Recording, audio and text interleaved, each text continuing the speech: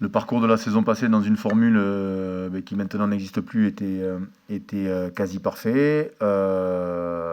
Peut-être une paire de bonus laissés à droite à gauche si on veut être tatillon et aller au bout de la démarche de la perf parfaite. Pour autant, on attaque une nouvelle formule, un nouveau mode de classement, et donc on sait très bien que ce format-là n'existera pas ou plus. Et donc il faut qu'on soit en mesure de s'adapter avec une rapidité de réintégration de nos internationaux en l'espace de moins de 5 jours pour certains, de une semaine pour d'autres, enfin de 10 jours pour d'autres, et de pouvoir être performant face à une équipe qui, pour l'histoire du Stade Toulousain à l'Ulster, en terre irlandaise, n'a jamais été très glorieux. Donc à nous de répondre présent dans un contexte très très très particulier, et ce sprint est lancé. Du moment où nous, on n'avait pas terminé le championnat, on aurait dû repartir pour un niveau d'égalité et d'équité dans les mêmes formules, ou alors arrêter à la 18e journée et à les deux championnats, et tirer un trait pour voir qui était qualifié, qualifiable. Bon, après, épiloguer sur le sujet, ça ne sert pas à grand-chose. Après, c'est plus une poule, c'est des matchs croisés à l'intérieur même d'une poule de 12, où on se rend compte que le Racing sont là, le Clermont est là, des équipes comme l'Ulster, comme Exeter, champion d'Europe en titre. Donc, ne serait-ce que ces quatre-là peuvent prétendre de manière assez régulière à une place de quart de finaliste. Donc, on sait très bien qu'on se retrouve sur la double confrontation qui nous est donnée avec le schéma le plus compliqué de cette poule. Maintenant, c'est malheureusement le constat qu'il faut faire. Mais une fois que tu as fait le constat, tu peux te pleurer pendant des mois. Et en l'occurrence, on n'aura pas trop le temps de pleurer sur le sujet, puisqu'on va être vite dans le combat dès vendredi soir, avec une programmation qui fait qu'on est quasiment les premiers à jouer. Un retour de programmation sur les matchs retour, où on jouera le dimanche soir contre le Stade Français, puis on se recognera avec 7 heures en déplacement avec moins d'un jour de récup. Donc je crois que rien ne nous est épargné, mais il faut faire avec et s'adapter. Et la seule bonne nouvelle, c'est que j'espère qu'on aura un effectif, peut-être pas encore ce week-end, mais dans les 15 jours, 3 semaines, un mois à venir, un peu plus dense et costaud. Nous, sur la préparation, cette équipe n'a pas fondamentalement changé. Donc oui, il y a de la matière qui a été en plus, lors du confinement, beaucoup travaillée. Donc oui, c'est une équipe que l'on connaît. Mais de là à vous dire qu'on la maîtrise, c'est un autre... il y a un grand pas, un grand pas entre les deux.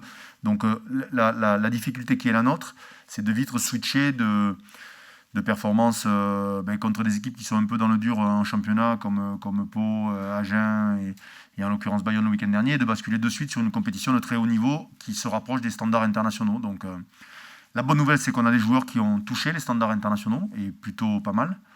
Maintenant, il faut qu'ils remettent la disquette club et Coupe d'Europe. Donc ça fait beaucoup de disquettes quand même à mettre.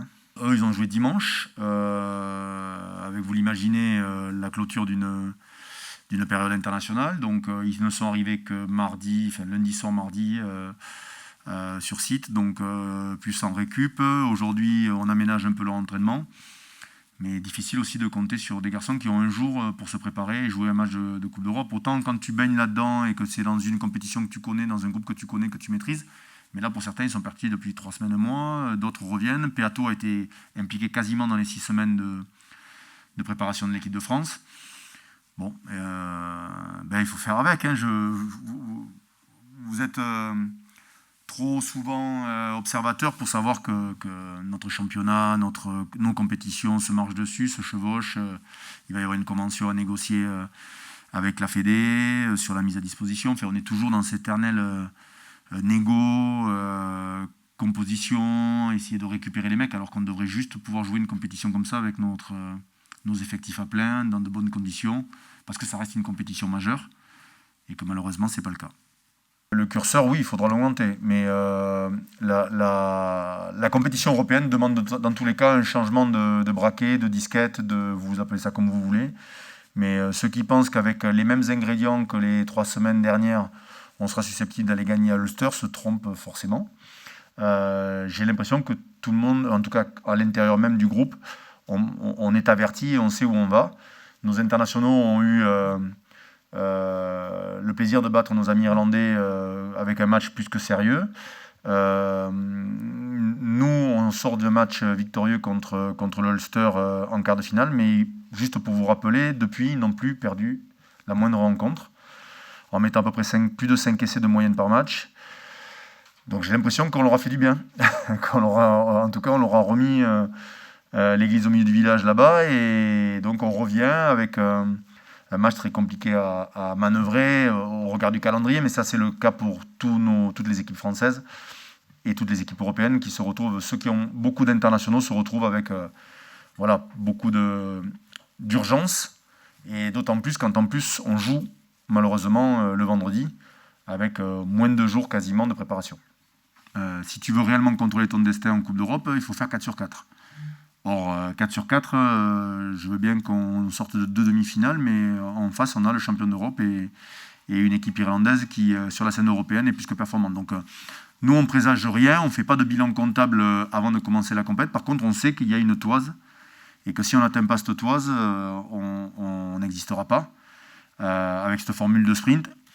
La bonne nouvelle, c'est que ce sprint, il est certes très relevé puisque vous avez le champion olympique et le vice-champion de la compétition, et donc vous avez envie de vous mesurer à ce qui se fait de mieux. Mais pour autant, après 2 matchs, on y verra très très clair sur l'issue potentielle de cette version un peu particulière.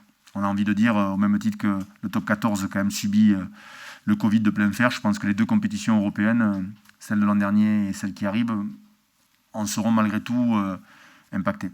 À 15 points, tu es qualifié. Je pense qu'il y a très certainement une poule qui va se jouer à 12-13 points, et les 12-13 points, ça va se jouer sur ton goal average particulier, ton goal average total, pardon, ta discipline, ton nombre d'essais, tous ces éléments qui sont déterminants en Coupe d'Europe où on sait que tout va très vite et que très rapidement tu peux te retrouver à être pénalisé par une expulsion, être pénalisé par des bonus pas pris, être pénalisé par le nombre de points marqués. Donc il faut, dans les 2 cas, offensivement et défensivement, être très sérieux. Les conditions qui nous sont annoncées en Ulster le vendredi soir à 20h laissent plus présager un match à la bayonnaise qu'un match de début de saison ou qu'un quart de finale à domicile sur un terrain plutôt favorable. Sur l'effectif, on va rentrer du monde, malheureusement, du monde qui n'a pas joué depuis très longtemps. Donc, on a un noyau dur qui vient d'enchaîner 3-4 rencontres. C'est vrai que le retour de certains internationaux, en l'occurrence Thomas Ramos, Romain, Toto, Dupont, nous fait du bien derrière parce qu'on était vraiment quand même en situation compliquée en termes de nombre. On espère le retour de Pitaki, mais c'est encore un peu juste, de Rory Arnold, mais voilà, c'est pas certain et loin de là. Donc voilà, c'est tous ces petits détails. On aura plus de certitude avec une semaine pleine et un match le dimanche contre Exeter pour rentrer un peu plus de monde, s'entraîner avec un peu plus de monde, parce qu'en même temps qu'on n'a pas les hommes, ce qu'on a envie, c'est de pouvoir les éprouver à l'entraînement pour avoir des garanties sur leur état physique, et surtout sur, quand c'est le cas de Rory, de Pita, ou de Richie Arnold ou d'autres, ou de Thibaut Flamand, c'est des blessures osseuses pour la plupart. Donc ce qui demande malheureusement de passer par l'étape choc et par l'étape contact. Et malheureusement, quand tu t'entraînes que le mercredi pour jouer le vendredi, il faut faire des choix et la gestion du groupe avec tout ça. Mais on a envie d'avoir nos forces vives pour se donner une chance de gagner le plus souvent dans cette compétition.